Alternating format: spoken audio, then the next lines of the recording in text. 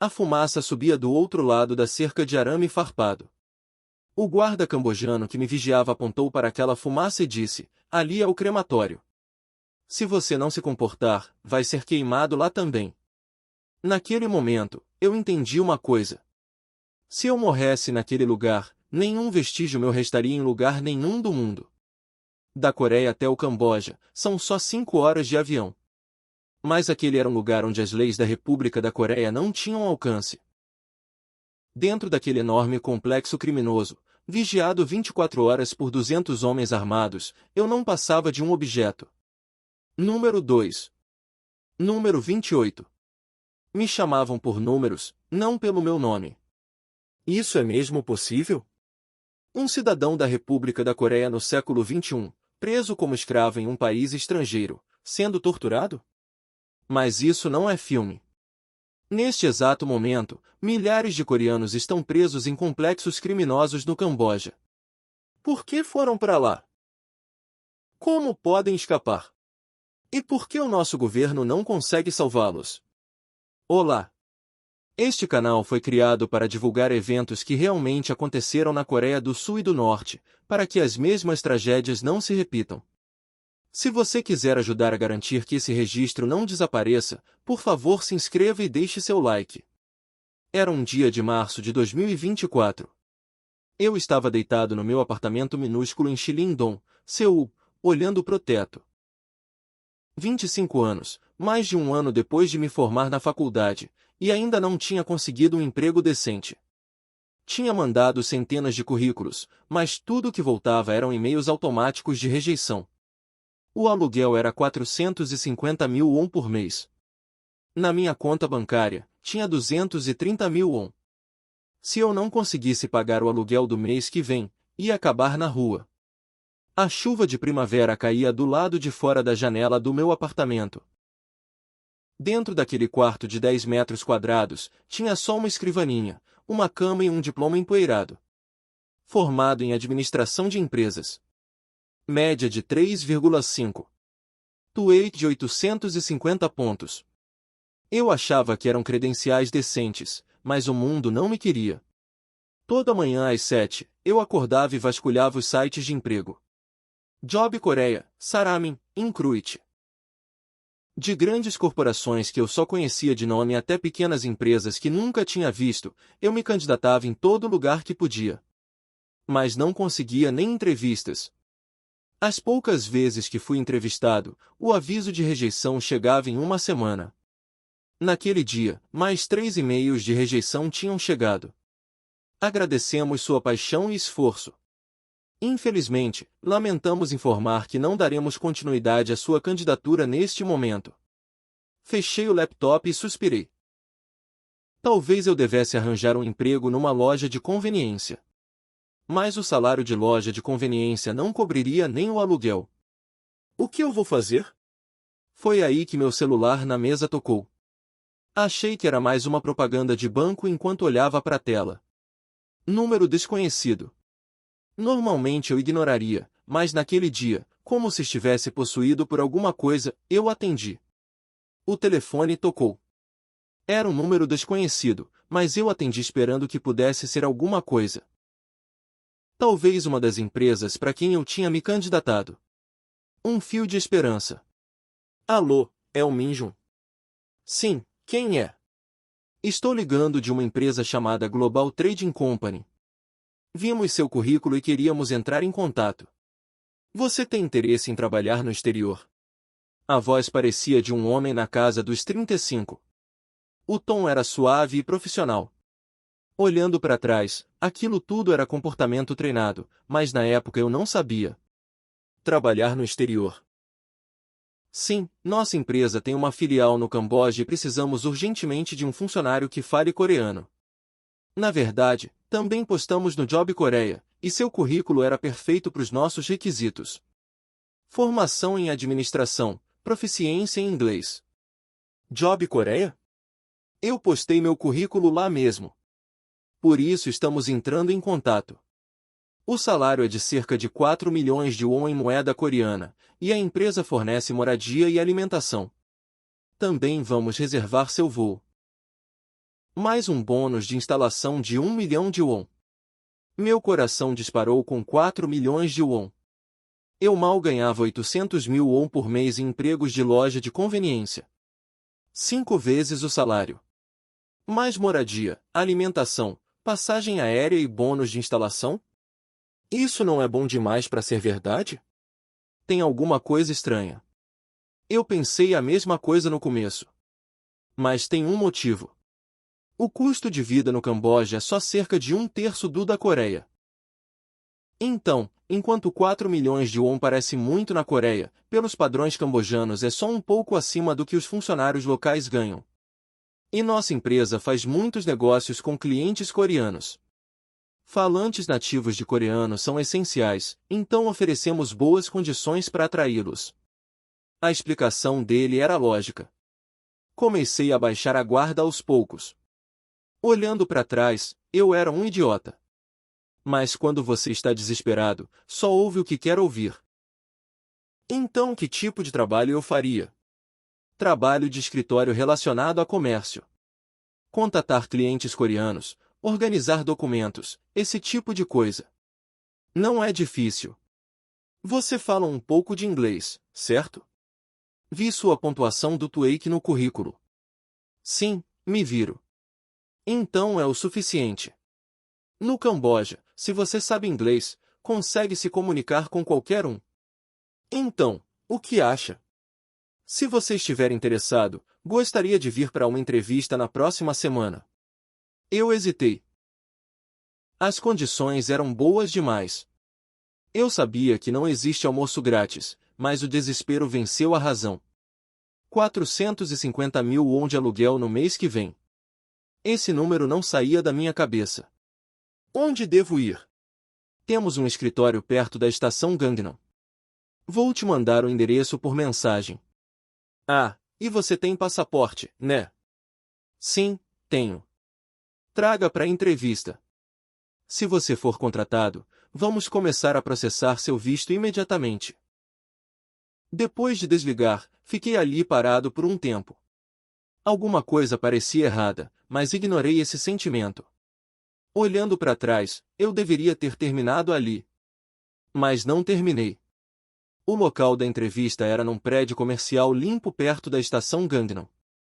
O escritório com a placa da Global Trading Company não era grande, mas era arrumado, e funcionários de terno se movimentavam ocupados. O homem que me recebeu parecia ter uns 40 e poucos anos. Minjun, bem-vindo.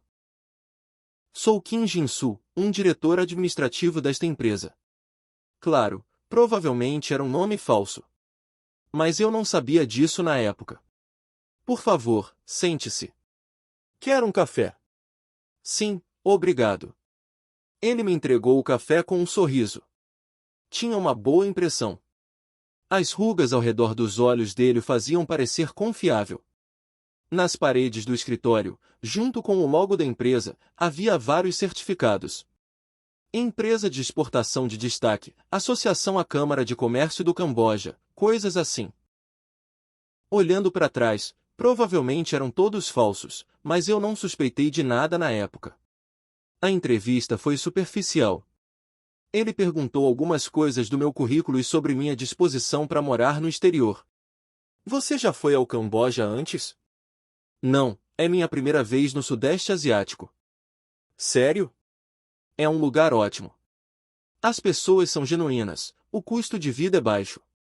Muito menos estressante que a Coreia.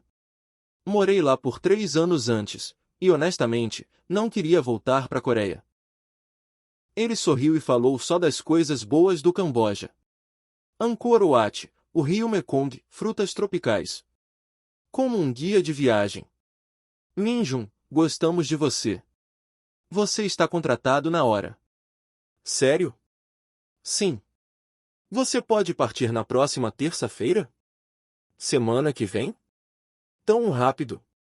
Ah, desculpe pelo aviso tão em cima da hora. Mas a filial do Camboja precisa urgentemente de pessoas agora. Claro, se isso for inconveniente para você, podemos ajustar o cronograma. Mas honestamente, tem algumas outras pessoas que entraram em contato sobre essa vaga. Estamos planejando ir com quem decidir primeiro. Fiquei ansioso. Não posso perder essa oportunidade. Não posso deixar outra pessoa pegá-la. Era tudo que eu conseguia pensar. Sim, terça-feira que vem está bom. Boa decisão. Posso ficar com seu passaporte? Precisamos dele para solicitar seu visto. E por favor assine este contrato. Passei os olhos pelo contrato. Salário, condições de trabalho, fornecimento de moradia estavam todos listados. Tinha muito jargão jurídico que eu não entendia completamente, mas parecia bom à primeira vista. Assinei sem nenhuma suspeita e entreguei meu passaporte. Olhando para trás, esse foi o maior erro que já cometi. No momento em que entreguei meu passaporte, eu não era mais uma pessoa livre. Na noite antes da partida, liguei para minha mãe. Ela tocava um pequeno restaurante sozinha em Echeon, na província de Gyeongsang do Norte. Meu pai morreu num acidente de carro quando eu tinha 10 anos, e depois disso, minha mãe me criou sozinha. Acordando às 4 da manhã para comprar ingredientes, tocando o restaurante até às 10 da noite. Ela trabalhou tão duro para me colocar na faculdade, e eu tinha ficado à toa desempregado por mais de um ano. Mãe, vou pro Camboja amanhã. Camboja? Por que tão de repente? Consegui um emprego. Vou trabalhar numa empresa lá. O salário é 4 milhões de won. Sério? Meu filho finalmente arrumou um emprego. Mas onde fica o Camboja? É seguro lá. É no Sudeste Asiático.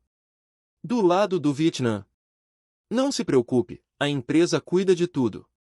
Dava para ouvir preocupação e alegria misturadas na voz da minha mãe. A preocupação parecia maior que a alegria. Mas filho, não é um pouco repentino ir pro exterior assim? Essa empresa é confiável? É confiável, mãe. Fiz entrevista e assinei contrato. Tá tudo bem. Sério? Mesmo assim, tome cuidado. Eu vi no noticiário que tem muitos golpistas mirando coreanos no exterior. Entendi, mãe. Vou tomar cuidado. Coma suas refeições no horário, e se sentir mal, vá ao hospital imediatamente. Entendeu? Sim, entendi. Você também se cuida, mãe. Vou ganhar muito dinheiro e deixar você largar o restaurante. Meu filho é tão atencioso. Tá bem, tenha uma boa viagem.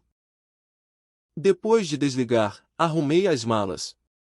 Algumas roupas de verão, meu laptop e carregador. Era só isso. Achei que estaria de volta em no máximo um ano. Não dormi a noite inteira. Empolgação e ansiedade estavam misturadas. Um novo começo. Finalmente, meus dias de desempregado acabaram. Salário de 4 milhões de won.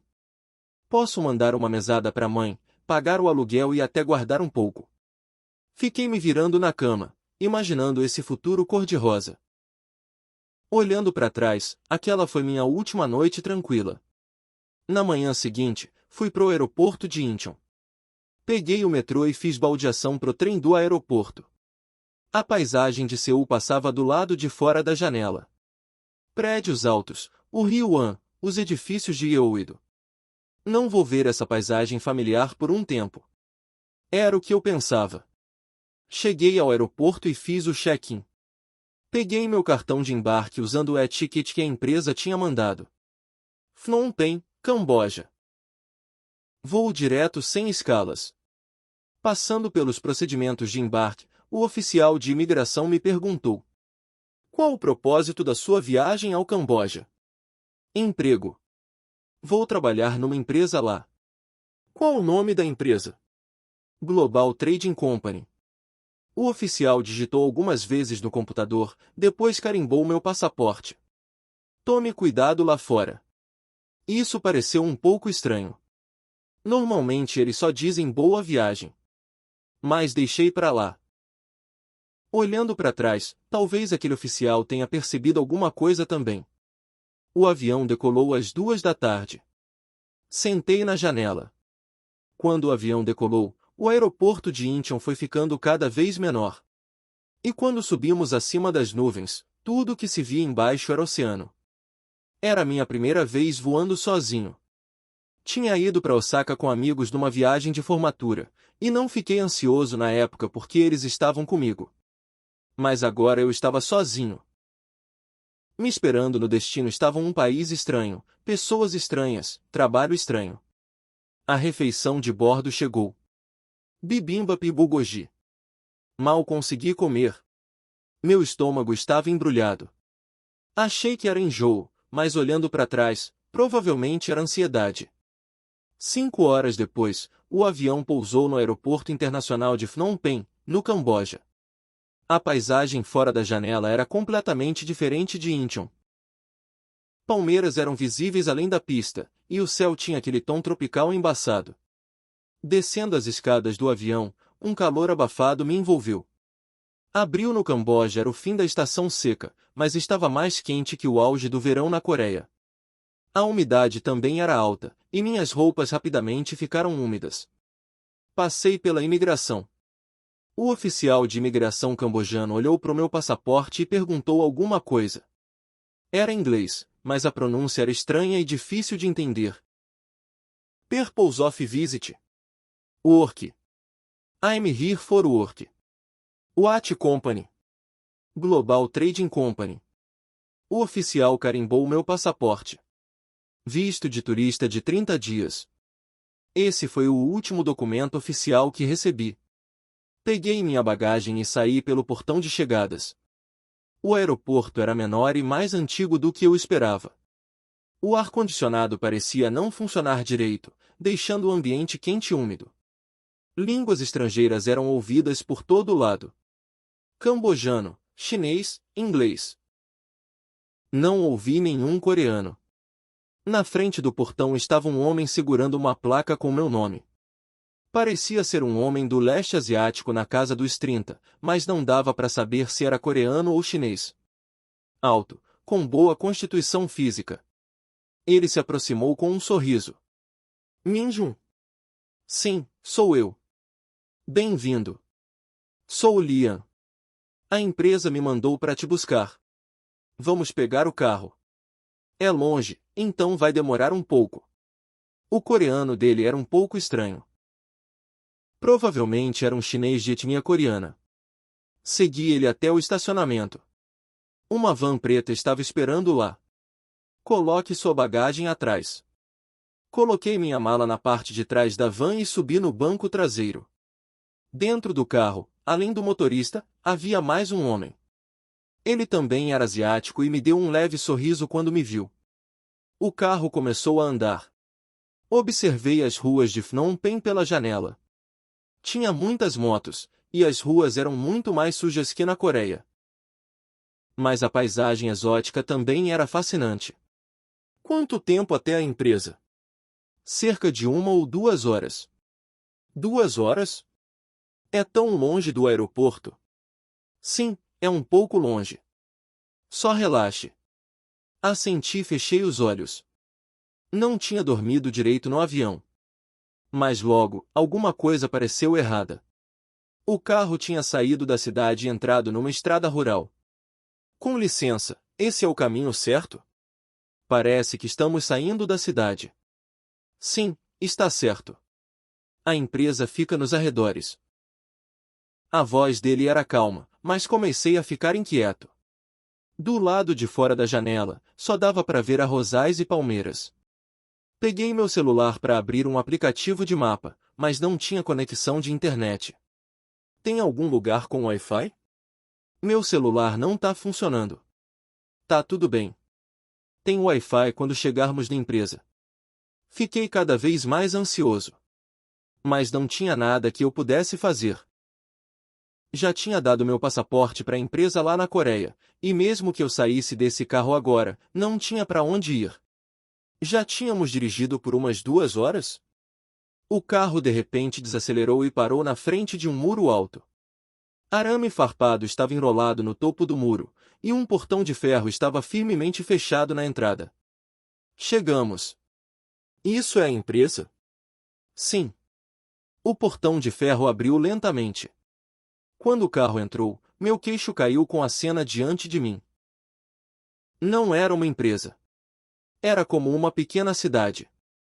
Prédios de 4 andares estavam enfileirados, e pessoas caminhavam entre eles. Mas o que era estranho era que todo o complexo estava cercado por muros e arame farpado. Como uma prisão. Com licença, isso é mesmo a empresa? Aí o homem sentado do meu lado de repente agarrou meu braço. Fique quieto. Faça o que mandarem. O quê? O que é isso? Tentei puxar meu braço, mas a força dele era muito grande. Quando o carro parou na frente de um prédio, homens que estavam esperando do lado de fora se aproximaram. Me arrastaram para fora do carro. Ei, esperem, o que vocês estão fazendo? Me soltem! Gritei, mas ninguém respondeu. Me arrastaram para dentro do prédio. Pelo corredor e para dentro de um quarto escuro. Lá dentro só tinha uma mesa e 2 cadeiras. Me sentaram numa cadeira e saíram. Fiquei paralisado de medo. Não conseguia entender o que estava acontecendo. Passaram uns 10 minutos. A porta abriu e um homem entrou. Parecia ser um chinês na casa dos 50. Falava coreano fluente. Minjun, certo? Sim. Por que fui arrastado para cá? Disseram que era uma empresa, então eu vim. O que é isso? É uma empresa. Você vai trabalhar aqui. Que tipo de trabalho? Ligar para coreanos e pegar dinheiro deles. Fácil. Foi aí que eu entendi. Isso era uma operação de golpe telefônico. Não vou fazer isso. Me mande para casa. O homem riu. Uma risada fria. Casa? Essa é sua casa agora. Para sempre. O quê? Você sabe quem tem seu passaporte? Nós temos. Mesmo que você fuja, não tem para onde ir. Polícia cambojana? Eles pegam nosso dinheiro. A embaixada? Ir lá não vai ajudar. Se você morrer aqui, ninguém vai saber. Temos um crematório aqui. Queima o corpo e pronto. Minhas pernas cederam. Isso tinha que ser um pesadelo. Pensei que se abrisse os olhos, estaria na minha cama no meu apartamento. Mas não importa quantas vezes eu piscasse, a realidade não mudava. Você começa a trabalhar amanhã. Descanse hoje. O homem saiu, e outros entraram e me levaram pro alojamento. Era um quarto de 8 pessoas. Tinha 4 beliches, e 6 pessoas já estavam lá. Eram todos coreanos que tinham sido sequestrados como eu. Novato. Um homem disse. Parecia ter uns 30 e poucos, e seu rosto estava cheio de exaustão. Como você veio parar aqui? Respondi fracamente. Caí num golpe de emprego. Disseram que iam pagar 4 milhões de won por mês, então eu vim. A mesma história para todo mundo. Eu também. Tô aqui há 3 meses. 3 meses? Você não consegue escapar. Escapar. Ele sorriu amargamente. Se você tentar fugir e for pego, você morre. De verdade. Mês passado, um cara tentou escapar e foi pego. Levou um tiro. Ouvimos o tiro de madrugada. Nunca mais vimos ele. Desabei na cama. Minhas pernas não tinham força. Isso é o inferno. Era tudo que eu conseguia pensar. Naquela noite, não dormi nem um minuto. O arame farpado e os muros visíveis pela janela. Os guardas fazendo rondas. Esse lugar era uma prisão perfeita. A maioria das pessoas no meu quarto estava dormindo. Dava para ouvir roncos das camas de cima, e alguém estava falando dormindo. Só eu estava acordado. Fiquei olhando para o teto e pensando. Como isso aconteceu? Ainda ontem eu estava em Seul. Em 24 horas, o mundo tinha virado completamente de cabeça para baixo. Pensei na minha mãe. O que ela estaria fazendo agora? Provavelmente trabalhando no restaurante, pensando que o filho tinha chegado bem. Deve estar esperando minha ligação. Mas eu não conseguia entrar em contato com ela. Meu celular tinha sido confiscado, e eu não tinha passaporte. Por volta das 5 da manhã, ouvi tiros do lado de fora. Dengue, dengue. 2 tiros. Puxei o cobertor sobre mim e me encolhi. Meu coração estava batendo loucamente. Alguém na cama ao lado murmurou. Parece que mais alguém foi pego tentando escapar. O quê? Acontece às vezes. Se você tenta escapar e é pego, é isso que acontece. Então fique quieto. A não ser que você queira morrer aqui. Não consegui dizer nada. Meu corpo estava tremendo.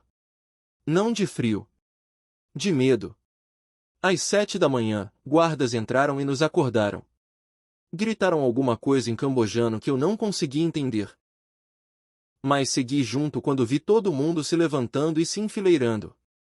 Levantem. Hora de trabalho. R. Um homem que parecia ser chinês de etnia coreana disse em coreano. A voz era fria, a expressão indiferente. Nos enfileiramos e fomos pro refeitório. O refeitório era como um refeitório militar. Mesas compridas estavam enfileiradas, e as pessoas estavam apertadas. Chineses, chineses de etnia coreana, coreanos, vietnamitas. Pessoas de várias nacionalidades estavam lá. O café da manhã era 7 bolinhos e um copo de água. Era só isso pro dia inteiro. Os bolinhos eram duros, e o recheio era quase vazio. Mas comi tudo porque estava com fome. Não tinha o luxo de sentir gosto. Depois de comer, fomos pro escritório. O escritório era enorme. Tinha dezenas de mesas, e cada mesa estava lotada de computadores e telefones. Cada mesa tinha mais de 20 telefones. Roteiros estavam nas mesas, e gráficos de ações coreanas eram exibidos nos monitores. Tinha cerca de 300 pessoas no escritório. A maioria era asiática, e cerca de metade era coreana. As idades iam dos 20 aos 40. Provavelmente eram todos pessoas que tinham sido enganadas como eu. Mandaram eu sentar num lugar vazio. Um colega mais velho sentado na frente me ensinou o trabalho. O nome dele era Yunvo. 30 anos, estava ali há 6 meses. É simples. Liga para os coreanos e diz para investirem em ações. Fala que se eles comprarem as ações que a gente recomenda, vão ganhar dinheiro. No começo, as ações realmente sobem. Isso cria confiança. Aí você faz eles colocarem muito dinheiro e pega tudo. Balancei a cabeça. Não posso fazer isso. É fraude. É ilegal. Ilegal. Ele sorriu amargamente. Isso aqui é o Camboja. A lei coreana não se aplica aqui. Polícia cambojana? Eles todos pegam nosso dinheiro. Você sabe quantos chefes aqui pagam de propina para a polícia? Nenhum policial vai vir prender gente como a gente. Mesmo assim não posso fazer isso. E o Unvo suspirou. Eu era igual no começo. Mas você sabe o que acontece se você recusar aqui? Tortura. Eles te dão choque com bastões elétricos, te batem com porrete. Só o suficiente para não te matar. Eu vi um cara apanhar todo dia por 1 mês. Ele cedeu no final. Mas naquela altura, o corpo dele já estava destruído. E se você ainda recusar? Se você ainda recusar? Ele baixou a voz. Eles te vendem para outra organização. Você sabe o que eles fazem lá? Tráfico de órgãos. Seus rins, seu fígado, eles pegam tudo. Nunca vi ninguém voltar vivo de lá.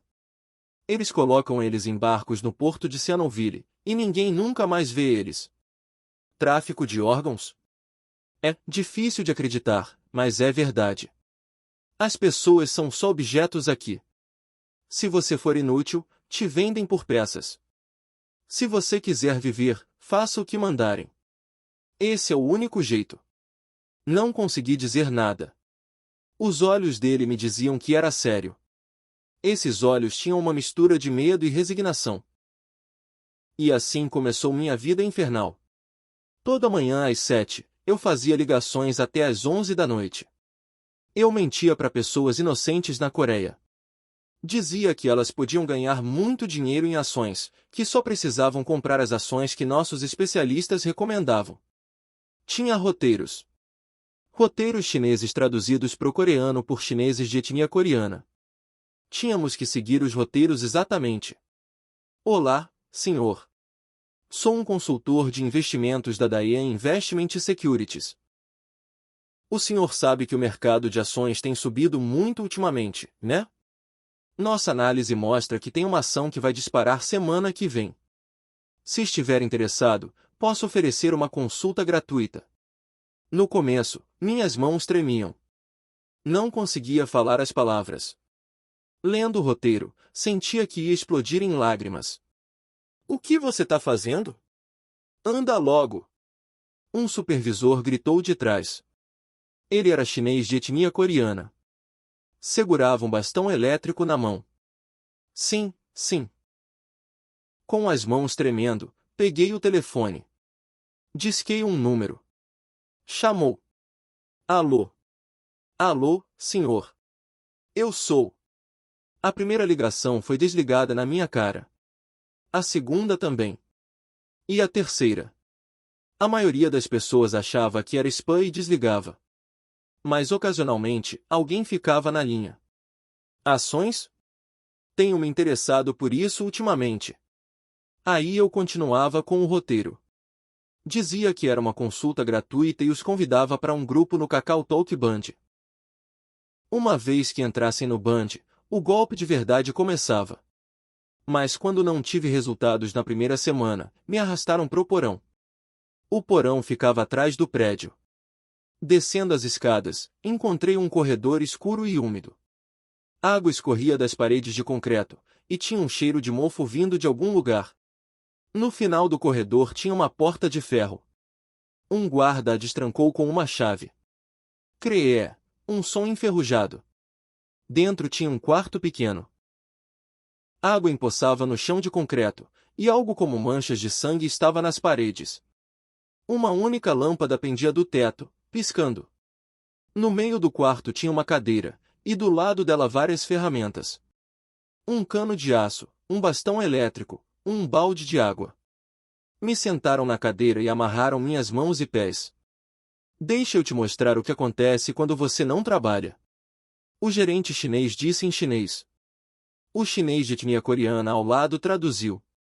Primeiro me bateram com os punhos. Rosto, peito, estômago.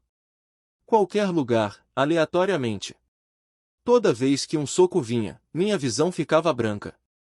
Senti gosto de sangue na boca. Gritei, mas ninguém veio. Depois foi o cano de aço. Bateram nas minhas coxas e canelas. Achei que meus ossos iam quebrar. A dor era tão intensa que minha mente ficou turva. Depois veio o bastão elétrico. Pressionaram o bastão contra meu lado e ligaram. Zzzzzzzt, parecia que a eletricidade atravessou todo o meu corpo. Cada músculo se contraiu. A dor era tão severa que desmaiei. Jogaram água fria em mim. Abri os olhos. Não tinha acabado. Outro choque. Desmaiar, acordar, outro choque. Esse ciclo infinito. Você quer viver? Sim. Então trabalhe. Entendeu? Sim. Depois daquele dia, trabalhei como um robô. Matei minhas emoções e fiz o que mandaram. Liguei para pessoas na Coreia e menti para elas. Porque se elas perdessem dinheiro, eu podia sobreviver. Às vezes, a voz de uma vítima tremia. Uma pessoa idosa. Esse dinheiro é minha poupança para a aposentadoria. Você tem certeza que é seguro? Sim, senhor.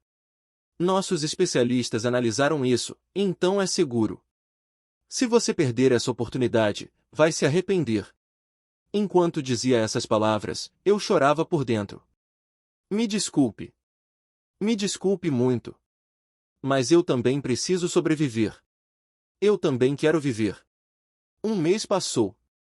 Gradualmente fui entendendo o sistema aqui.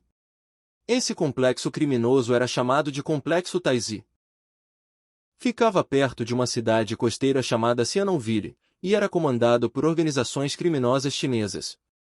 A estrutura da organização era estritamente hierárquica. No topo estavam os chefes chineses. Eles raramente apareciam, e todas as ordens vinham pelo Telegram. Abaixo deles estavam os gerentes, também chineses. Eles cuidavam do dinheiro, desenvolviam os aplicativos falsos e supervisionavam todas as operações. O terceiro nível era de chineses de etnia coreana e desertores norte-coreanos. Eles cuidavam da tradução e supervisão no local. Traduziam os roteiros de golpes chineses para o coreano natural e monitoravam se estávamos fazendo nosso trabalho direito. Na base estávamos nós coreanos. Éramos tratados como objetos. Número 2. Número 28. Era assim que nos chamavam. Por que precisavam de coreanos para enganar vítimas coreanas? Pessoas que podiam falar coreano naturalmente e entender a psicologia coreana. Gradualmente me adaptei a esse sistema. Não tinha escolha se quisesse sobreviver. Meu desempenho no primeiro mês não foi ruim. Extraí um total de 200 milhões de won de 10 vítimas. Em troca, a organização me deu um pouco mais de liberdade. Podia sair do prédio para caminhar nos fins de semana, e minhas refeições melhoraram um pouco. Mas o custo foi minha alma. Toda noite, era atormentado por pesadelos. Os rostos das pessoas que eu tinha enganado apareciam nos meus sonhos. Elas choravam e me perguntavam: por que você fez isso? Aquele era o dinheiro da minha aposentadoria. Por que você fez isso? Eu não conseguia responder essa pergunta. Queria dizer que eu também era uma vítima, que não tinha escolha. Mas as palavras não saíam da minha garganta. No segundo mês, senti como se estivesse sufocando. Pensei em escapar. Mas como? Os muros tinham mais de 4 metros de altura, coroados com arame farpado. Guardas patrulhavam 24 horas, armados com armas. Mesmo que eu passasse pelo muro, a vila mais próxima ficava a mais de 30 quilômetros. Como eu poderia sobreviver sem passaporte ou telefone? Aí um dia, uma pessoa nova chegou. O nome dele era Tail. Um homem no final dos 20 que disse ter sido enganado pelo mesmo tipo de golpe de emprego. Mas tinha algo diferente nele. Ele não tinha desistido. Os olhos dele eram diferentes. Os olhos das outras pessoas só tinham resignação e medo, mas os dele tinham algo como fogo. Tail disse que tinha trabalhado numa empresa de Tinseu antes dela falir, deixando ele desempregado. Foi quando viu um anúncio de emprego no exterior e veio pro Camboja. Uma história parecida com a minha. A gente tem que sair daqui. Ele me disse na primeira noite que nos conhecemos. Era por volta das 2 da manhã quando todo mundo estava dormindo. Ele veio até minha cama e sussurrou: sair? Como? Tem um jeito. Eu pesquisei. Pesquisou. Antes de vir pra cá, pesquisei lugares assim na internet. Li histórias de pessoas que escaparam. Não é impossível.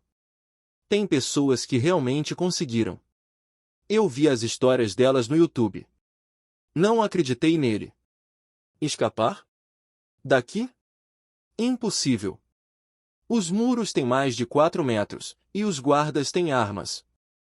Se você for pego, você morre. Você não ouviu o que aconteceu com Tail? O cara que foi pego tentando escapar da última vez. Eu sei. Mas foi porque ele tentou fugir sem preparação. A gente vai se preparar bem. A voz dele estava cheia de convicção. Essa convicção me assustou. Esperança era a coisa mais perigosa nesse lugar. Mas Tail não desistiu. Toda noite antes de dormir, ele me passava informações. Os guardas têm troca de turno. Entre 4 e 5 da manhã. Tem uma breve lacuna aí. A segurança é mais fraca no muro leste. O lado oeste tem o portão principal, então a segurança é apertada, e o lado norte tem os prédios de escritórios, então tem muita gente. Só o lado leste tem um prédio de armazenamento, então tem menos gente. Como você sabe disso? Eu tenho observado por 2 dias. Caminhei por aí à noite, fingindo que ia ao banheiro. Fiquei impressionado com a ousadia dele. E lentamente, a esperança começou a surgir. Tem um ponto baixo no muro leste, perto do prédio de armazenamento. O muro ali tem só uns 3 metros. Se a gente subir no telhado do armazenamento, só temos que passar pelo arame farpado. E depois? O que fazemos quando estivermos do lado de fora? Caminhar até Phnom Penh. Tem uma embaixada lá. Se a gente entrar na embaixada, esses desgraçados não podem nos tocar. A embaixada é basicamente território coreano. Qual a distância até Phnom Penh? Cerca de 190 quilômetros. Andando, vai levar 3 ou 4 dias. Suspirei. Você tá louco? Andar 190 quilômetros sem nada? Sem passaporte, sem dinheiro, sem telefone? A gente nem fala cambojano. Ainda é melhor que morrer aqui. Não consegui responder a isso. Ele estava certo. Viver assim aqui talvez seja pior que morrer tentando escapar. Por vários dias, Taeu e eu desenvolvemos nosso plano de fuga. Observamos as trocas de turno dos guardas e estudamos a estrutura do muro. Guardamos comida aos poucos para juntar rações de emergência. Secamos os bolinhos de água e armazenamos. Coletamos água aos poucos em garrafas vazias. Preparamos roupas também. Separamos roupas de cores escuras, para não sermos visíveis à noite. Também contrabandeamos um cobertor, para usar ao atravessar o arame farpado. Se você cobrir o arame farpado com um cobertor, consegue passar sem ser cortado pelas lâminas. E finalmente, o dia da execução chegou. Era uma noite de sábado. Escolhemos a noite de sábado porque os guardas estariam um pouco mais relaxados. Tínhamos visto guardas bebendo juntos na sexta noite. Depois da meia-noite, escapamos do dormitório. O céu estava carregado de nuvens. Estava escuro sem luar, mas isso na verdade era uma vantagem para a gente. Passamos pelo corredor e saímos do prédio. Meu coração estava batendo loucamente. Meus passos pareciam altos demais. Eu estava até cuidadoso com a respiração. Fomos para o muro leste. Passamos pelo prédio de armazenamento. Como esperado, a segurança estava frouxa. Os intervalos de patrulha eram mais longos que o normal. Ali. Taeu sussurrou. O ponto baixo no muro era visível.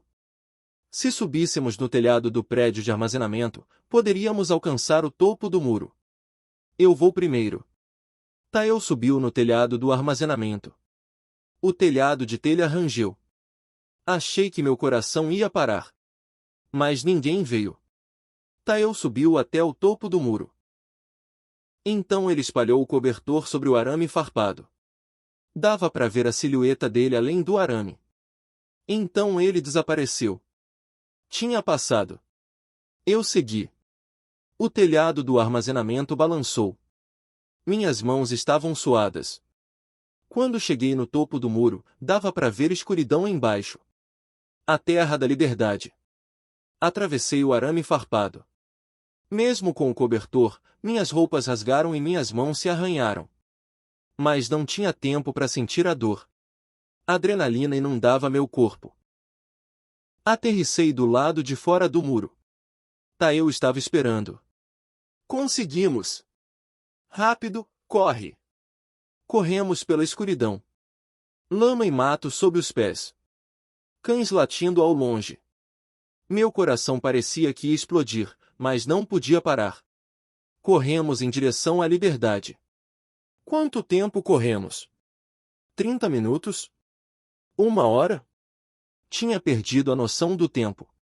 Quando o sol começou a nascer, encontramos uma estrada de terra. Tem uma estrada. Se seguirmos essa estrada, vai em direção a Phnom Penh. Nos escondemos nos arbustos à beira da estrada para recuperar o fôlego. Eu estava tão ofegante que mal conseguia falar. Mas me senti vivo. Pela primeira vez em 1 ano. Aí, ouvimos o som de um carro ao longe. Se esconde! Nos abaixamos dos arbustos. Uma van preta passou pela estrada. Era do mesmo tipo em que tínhamos chegado. Eles estão nos perseguindo. Não sei. Vamos continuar. Fique fora da estrada, vá pelos arbustos. Evitamos a estrada e nos movemos pelos arbustos. Estava quente e úmido. Mosquitos nos atacaram, e o suor encharcou nossos corpos inteiros. Mas não podíamos parar. Quando o sol estava alto no céu, encontramos uma pequena vila. Casas de palha agrupadas, galinhas vagando pelos quintais. Conseguimos água e seguimos em frente. Quando o sol estava se pondo, encontramos um celeiro vazio. Decidimos passar a noite lá. Se caminharmos mais um dia amanhã, devemos estar perto de Phnom Penh. Tael disse. Deitei meu corpo exausto no chão do celeiro e respondi. A gente realmente conseguiu. Ainda não acabou. Mas estamos na metade do caminho. Fechei os olhos. Estava cansado, mas havia esperança. Amanhã podemos chegar a Phnom Penh. Podemos chegar à embaixada e ser resgatados. Podemos ir para casa. Posso ver minha mãe. Mas essa esperança não durou muito. Na manhã seguinte, quando estávamos prestes a deixar o celeiro, ouvimos vozes do lado de fora. Chinês. Zai Zeli. Tamen Zai Zeli. Eles estão aqui. Eles estão aqui. Achei que meu coração ia parar. Como eles nos encontraram? A porta do celeiro se abriu com força. 3 homens estavam ali. Um deles tinha uma arma. Corre! Tael gritou e correu para a porta dos fundos do celeiro. Eu segui. Mas assim que abri a porta dos fundos, outro homem estava bloqueando. Parei. Não tinha para onde correr. Acabou. Era tudo que eu conseguia pensar. Eles nos colocaram de volta na van. Amarraram nossas mãos para trás e nos vendaram. Enquanto o carro dirigia, Tael e eu não conseguíamos dizer uma palavra. O medo pesava sobre nossos corpos inteiros. Horas depois, o carro parou. As vendas foram removidas. Estávamos de volta dentro do complexo Taizhi. Dessa vez fomos arrastados para um prédio diferente. Aquele porão escuro e úmido. Eu estava de volta. Vocês tentaram fugir? O gerente chinês disse. Seu rosto estava cheio de raiva. Seus olhos estavam vermelhos, com um toque de loucura. Levei bronca dos chefes por causa de vocês. Vocês vão pagar por isso. Ele gesticulou, e os guardas nos amarraram às cadeiras. E a tortura começou. Era incomparável a antes. Nos bateram com canos de aço. Solas dos pés, costas, coxas. Em qualquer lugar e em todos os lugares. Gritei, mas eles só batiam mais forte. Depois vieram os choques elétricos. Pressionaram o bastão em todo o nosso corpo. Peito, estômago, coxas, solas dos pés. Minha consciência sumia, depois era acordado com água fria. Depois mais choques elétricos. Esse ciclo infinito. Não sei quanto tempo passou. Perdi a conta de quantas vezes desmaiei e acordei. Meu corpo inteiro parecia estar sendo despedaçado. Queria morrer. Seria melhor morrer do que viver com tanta dor. E naquele momento, ouvi um tiro ao meu lado. Dengue! Virei a cabeça. Tael estava caído na cadeira, ainda amarrado. Sangue escorria da cabeça dele. Seus olhos estavam semicerrados. Ele não estava mais respirando. Ei, viu isso? O gerente disse. Na mão dele tinha uma pistola. Fumaça subia do cano. Se você tentar fugir de novo, vai acabar assim. Entendeu? Não consegui dizer nada. Só lágrimas escorriam. Tael. Ele estava morto. Morreu tentando escapar. E o corpo dele provavelmente seria queimado no crematório. Sem deixar rastro. A família dele nunca saberia onde ele morreu. Desculpa, Tael. Desculpa. Repeti isso várias vezes na minha mente. Mas pedir desculpas não o trazia de volta. Depois daquele dia, eu mudei. Não pensava mais em escapar. Só pensava em sobreviver. Trabalhava como mandavam, comia como mandavam, dormia como mandavam. Como um robô. Um mês passou, depois 2. Agora eu era parte desse sistema. Ligar para pessoas na Coreia, mentir para elas, pegar o dinheiro delas. Esse era meu trabalho. Conforme meu desempenho melhorava, a organização me dava mais liberdade. Podia sair do prédio para caminhar nos fins de semana, e uma vez por mês podia ir ao karaokê dentro do complexo. Até recebia um pequeno salário. Claro, só podia gastar esse dinheiro dentro desse lugar. Usava esse dinheiro para comprar álcool. Toda noite eu bebia até apagar. Esse era o único jeito de escapar dos pesadelos.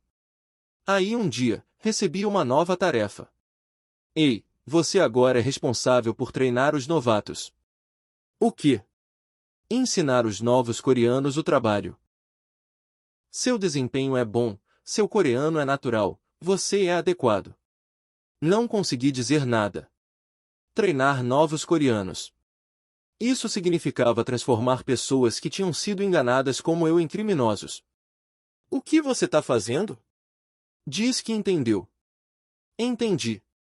E assim me tornei um perpetrador. Eu, que tinha sido uma vítima, agora estava fazendo outras vítimas se tornarem perpetradores. O primeiro novato que treinei era um estudante universitário de 22 anos. O nome dele era Sivo. Tinha sido enganado pelo mesmo golpe de emprego. Disse que prometeram pagar 3.500.000 won por mês. Onde é aqui? Disseram que era uma empresa, então eu vim. O que está acontecendo? Os olhos dele estavam cheios de terror. Eu era igual quando cheguei. Se acalme. Me escute com atenção. Se você quiser sobreviver aqui, tem que fazer o que eles mandam. O quê? O que você quer dizer? Suspirei. Então expliquei a verdade sobre esse lugar. Que isso era uma operação de golpe telefônico, que você seria morto se fosse pego tentando escapar, que o único jeito de sobreviver era obedecer. Ouvindo isso, Sivo começou a chorar. Quero ir para casa. Quero ir para minha mãe. Eu também. Mas agora é impossível. Aguente aqui. Uma oportunidade vai aparecer dia. Isso era tudo que eu podia fazer. Dar esperança. Mesmo que fosse uma esperança que eu mesmo não acreditava. Mais 3 meses passaram assim. Agora eu era um gerente de nível médio nessa organização. Me deram o título de líder de equipe e gerenciava 10 membros coreanos. Meu salário também subiu. Recebia cerca de 3 milhões de won por mês. Mas esse dinheiro não ficava nas minhas mãos por muito tempo. Dentro desse complexo, tinha bares, karaokês e até um cassino. O dinheiro que ganhávamos no final voltava para a organização. Esse era o sistema deles. Nos manter endividados. E tinha mais uma coisa. Drogas. No começo, eu recusei. Mas eles eram espertos. Misturavam secretamente nas bebidas ou colocavam nos cigarros. E uma vez que você experimentava, era difícil se afastar. Acabei começando a usar drogas também.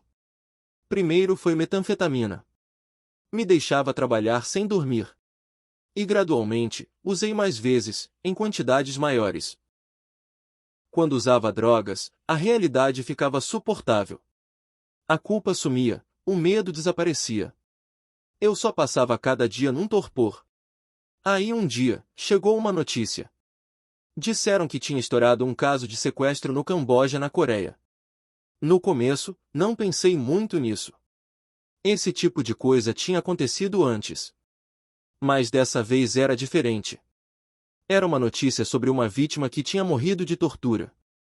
Um estudante universitário de 22 anos. A família dele tinha sido pedida 50 milhões de won de resgate, mas ele morreu antes que pudessem mandar o dinheiro. A notícia abalou toda a Coreia. O governo começou a agir. Pressão foi colocada na embaixada cambojana, e discussões começaram sobre estabelecer um Coreia Desk. Os Estados Unidos e o Reino Unido se envolveram também.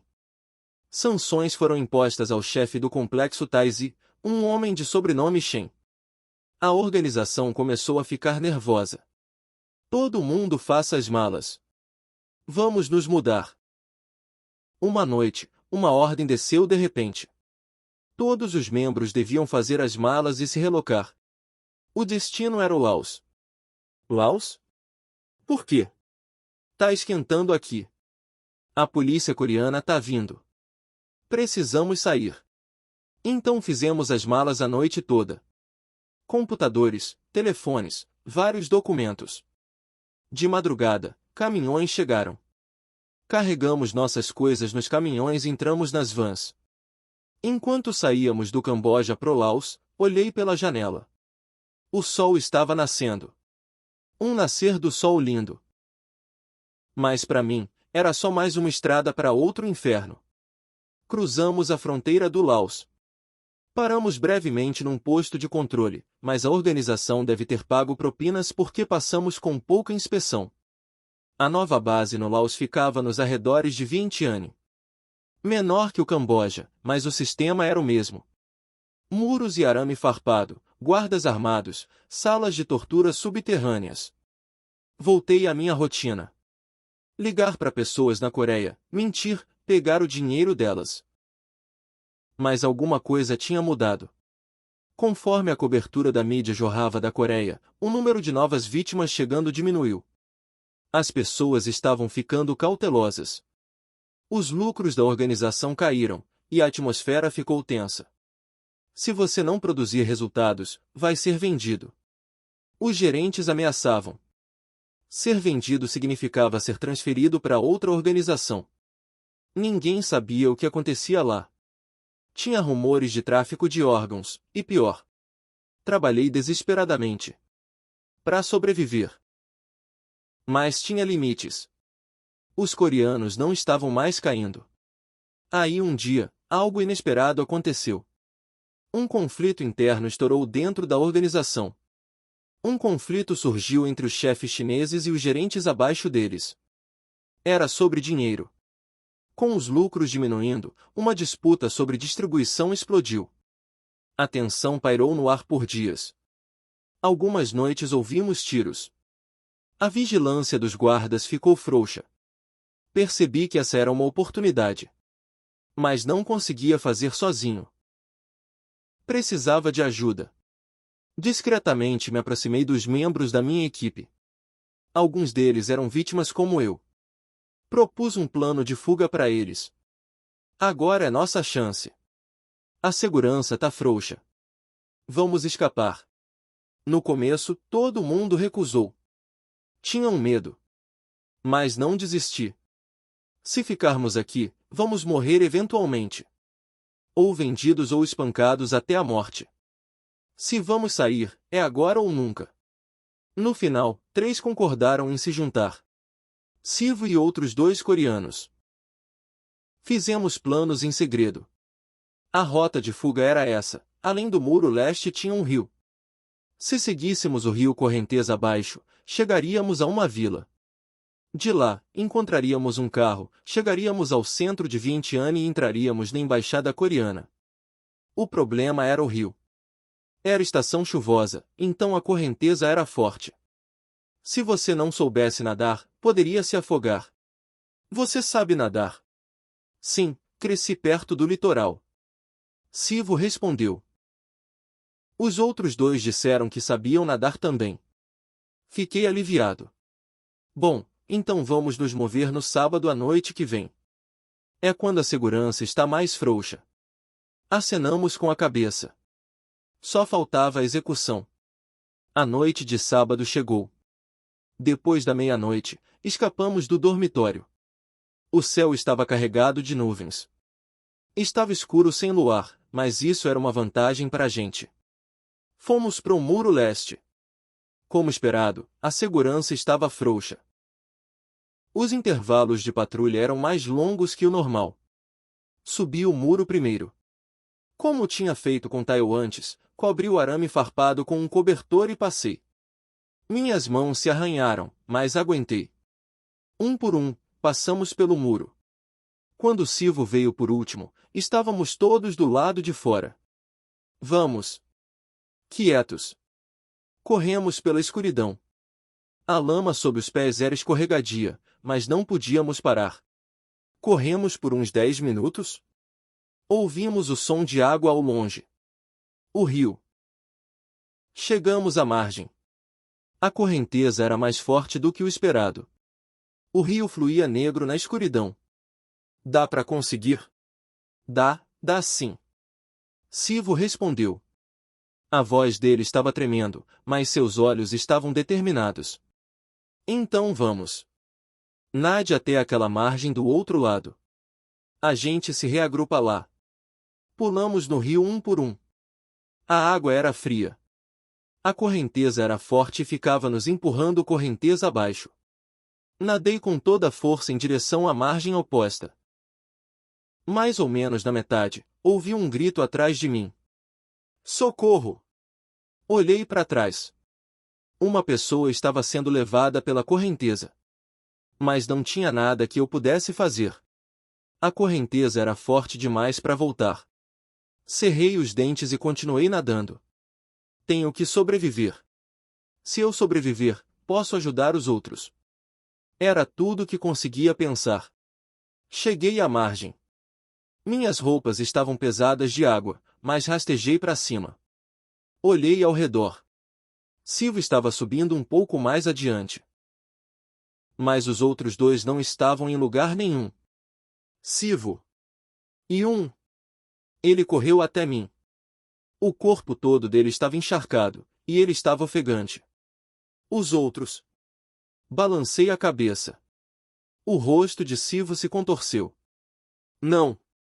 Não tem tempo para lamentar. Vamos. Corremos de novo. Tínhamos atravessado o rio, mas ainda não estávamos seguros. A organização podia estar nos seguindo. De madrugada, chegamos a uma pequena vila. Casas simples estavam agrupadas, e galinhas e cachorros vagavam por aí. Precisamos encontrar um carro aqui. Revirei meus bolsos. Tinha algum dinheiro que tinha guardado secretamente antes da fuga. Cerca de 500 mil kip em moeda lausiana. Uns 30 dólares americanos. Um homem estava consertando uma moto na entrada da vila. Me aproximei dele. Com licença. Vientiane? Táxi. Ele parecia não falar inglês. Mas acenou quando ouviu Vientiane. Então mostrou os dedos num número. 2 milhões de kip. 4 vezes o que eu tinha. Mostrei meu dinheiro e pechinchei. Só 50. Todo meu dinheiro. Ele pensou por um momento, depois acenou. Apontou para a moto. Silvo e eu subimos. O homem dirigiu na frente, e nós nos seguramos de trás. As condições da estrada não eram boas e era acidentado, mas não estávamos em posição de reclamar. 2 horas depois, chegamos ao centro de Vientiane. Descemos da moto e demos o dinheiro ao homem. Obrigado. Embaixada coreana? Onde? Ele inclinou a cabeça, depois pegou o telefone. Me mostrou um aplicativo de mapa. A embaixada ficava a uns 3 quilômetros. Obrigado. Obrigado. Começamos a andar em direção à embaixada. O centro estava movimentado. Motos e carros enchiam as ruas, e vendedores vendiam mercadorias nas barracas. Tudo parecia surreal. Há poucas horas, eu estava preso numa prisão. E agora estava andando livremente pelas ruas. Ali é a embaixada. Silvo apontou. Na nossa frente, a bandeira coreana estava tremulando. A Taejeoki. No momento em que a vi, as lágrimas jorraram. Corremos até a entrada da embaixada. Um guarda bloqueou nosso caminho. Somos coreanos. Por favor, nos ajudem. Gritei numa mistura de inglês e coreano. O guarda pareceu confuso e pegou seu rádio. Logo depois, um funcionário coreano saiu. Um homem de meia idade de terno. O que está acontecendo? Fomos sequestrados. No Laos. Por uma organização criminosa. Por favor, nos ajudem. A expressão do funcionário endureceu. Ele mandou nos trazer para dentro rapidamente. Entramos na embaixada. O ar-condicionado estava funcionando fresco. Esse frescor era tão bom. O funcionário nos levou a uma sala de reuniões. Água e lanches foram oferecidos. Engoli a água. Não tinha percebido como estava com sede. Tomem seu tempo e me contem. O que aconteceu? Contei tudo do começo ao fim. Ser enganado por um golpe de emprego e ir pro Camboja, ser mantido cativo no complexo Taizhi, ser forçado a fazer golpe telefônico, minha tentativa fracassada de fuga, e depois ser arrastado pro Laos. O funcionário fez anotações com uma expressão séria. Depois fez mais algumas perguntas. Você sabe onde esse complexo criminoso está localizado? Não sei exatamente. Só sei que fica nos arredores de Vientiane. Ficava perto de um rio. Entendido. Por enquanto, descansem aqui hoje. Amanhã terá entrevistas com a polícia. E precisamos começar o processo de reemissão de passaporte. Acenei com a cabeça. Estava tão exausto. Corpo e mente. Naquela noite, dormi num quarto temporário dentro da embaixada. Pela primeira vez em um ano, dormi sem medo. O dia seguinte começou uma enxurrada de dias. Teve entrevista com a polícia lausiana. Um intérprete me acompanhou, e expliquei tudo de novo. A polícia fez anotações, tirou fotos, e me fez assinar alguns documentos. Depois, me encontrei com um investigador enviado da Agência Nacional de Polícia da Coreia. Ele disse que estava investigando os casos de sequestro no Camboja. Disse que meu testemunho era importante. Contei tudo o que sabia. A estrutura da organização, métodos de operação, descrições físicas dos gerentes. Até os comandos dados em chinês. Isso é muito útil, obrigado.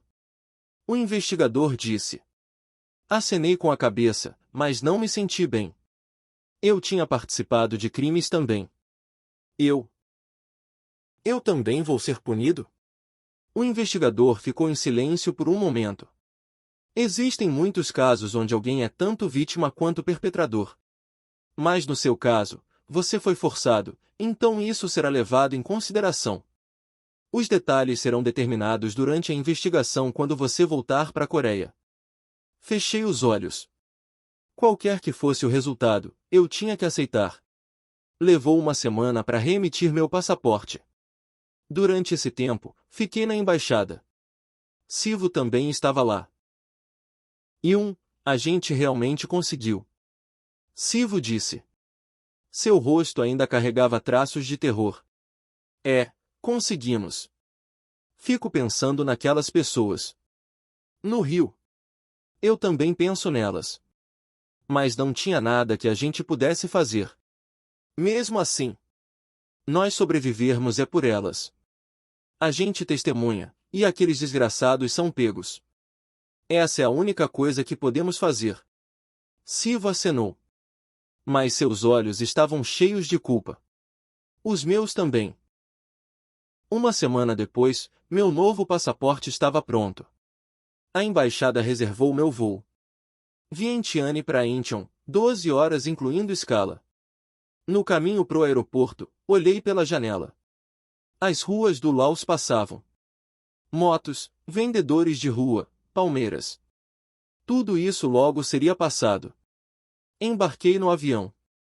Quando decolamos, a terra do Laos ficou distante fora da janela. Fechei os olhos. Acabou. Finalmente acabou. Cheguei ao aeroporto de Incheon. Saindo pelo desembarque, a polícia estava esperando. Kim Min-jung, por favor, venha conosco. Fui com eles de boa vontade. Eu esperava isso. Fui interrogado na delegacia. Por dias, respondi as mesmas perguntas repetidamente. Contei tudo honestamente. Não tinha nada a esconder, e não queria esconder nada. Depois que a investigação terminou, fui liberado. Se eu seria indiciado, seria decidido depois. Disseram que considerariam de forma abrangente meu status de vítima e meu envolvimento em crimes. Quando saí da delegacia, minha mãe estava esperando. Fazia um ano que não a via. Minjum. Minha mãe correu e me abraçou. Eu a abracei de volta. As lágrimas jorraram. Mãe, me desculpa. Me desculpa muito. Tá tudo bem, tá tudo bem. Você voltou vivo. Isso é tudo o que importa. Meu filho voltou vivo. Minha mãe também estava chorando. Ficamos ali parados por muito tempo. Na frente da delegacia, nos abraçando. Voltei para casa. Aquela casinha em Ixion. Estava exatamente como quando eu tinha saído um ano atrás. Entrei no meu quarto e deitei na cama. O teto familiar. O papel de parede familiar. Tudo estava igual, mas só eu tinha mudado. Naquela noite, tive pesadelos. Arame farpado, tiros, choques elétricos. Acordei gritando. Tá tudo bem, tá tudo bem. A mãe tá aqui. Minha mãe correu e me confortou. Chorei nos braços dela como uma criança. Pelos próximos meses, fiquei em casa quase o tempo todo. Tinha medo de sair. Parecia que as pessoas estavam me olhando. Como se estivessem apontando para mim, me chamando de criminoso. Comecei tratamento psiquiátrico. O médico disse que era transtorno de estresse pós-traumático. Tomei medicação e recebi aconselhamento. Lentamente, bem devagar, estava melhorando. Aí um dia, ouvi boas notícias na televisão. O governo cambojano tinha feito uma operação nos complexos criminosos e prendido mais de 1.000 pessoas. O complexo Taizhi estava entre eles. Dezenas de vítimas coreanas tinham sido resgatadas. Chorei na frente da TV. Talvez meu testemunho tenha ajudado. Mesmo que tenha sido um papel pequeno. Um ano se passou. Moro em Seul agora. Trabalho numa pequena gráfica. O salário não é muito, mas é dinheiro honestamente ganho. Isso é o que importa. Também fiz tratamento para as drogas. Levou 6 meses para superar o vício. Estou limpo agora. Foi difícil, mas consegui. Às vezes mantenho contato com Sivo. Ele voltou para a Coreia também e está recebendo tratamento. Ainda não se recuperou totalmente, mas diz que está melhorando aos poucos. Meu caso eventualmente foi arquivado sem processo. Foi reconhecido como um crime cometido sob coação, então meu status de vítima foi mantido. Foi um alívio, eu acho. Hoje, decidi contar essa história.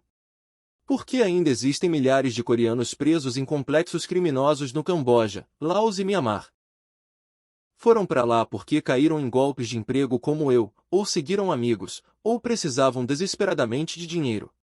E neste exato momento, estão sendo torturados, forçados a trabalhar, morrendo. Tive sorte. Consegui escapar e voltei vivo. Mas muitas pessoas não conseguem. Levam tiros tentando fugir, ou são vendidas para outras organizações, ou viram cinzas nos crematórios. Então quero dizer isso. Se você vir um anúncio de emprego no exterior com alto salário, desconfie.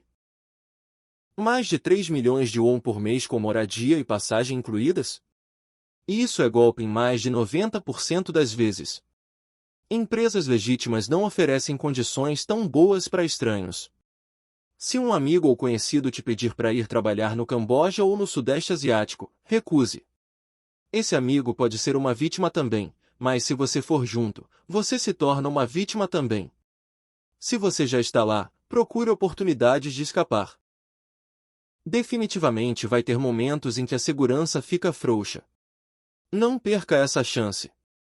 E vá para a embaixada. A embaixada é sua única esperança. Se um membro da família ou amigo perdeu o contato do Camboja, reporte à polícia imediatamente. E entre em contato com o Ministério das Relações Exteriores. Tempo é vida.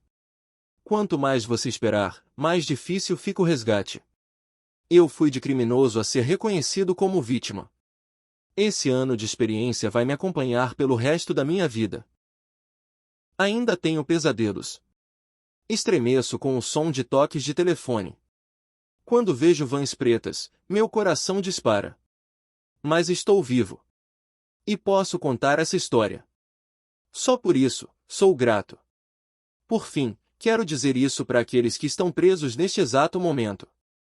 Não desistam. Uma oportunidade vai aparecer. Apareceu para mim. Voltem vivos.